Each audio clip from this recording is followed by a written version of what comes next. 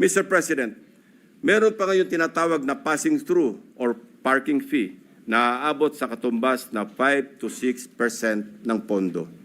Ito ang itinuturing na royalty, ang tawag sa lagay na ibinibigay sa politikong may kontrol sa distrito kung saan i-implementa o itatayo ang proyekto.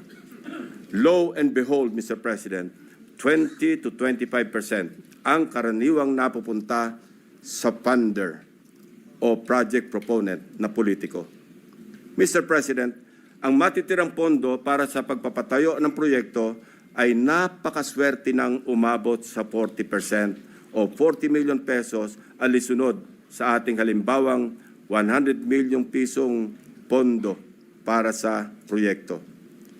Mr. President, there is an evident pattern of this nasty distribution of public funds among crooks.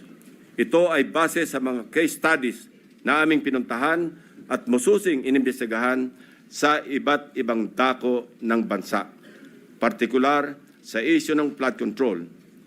Hindi na namin sinama sa aking presentasyon ang mga naikutan at ibinunyag na ng Pangulo. Ang malinaw na malinaw.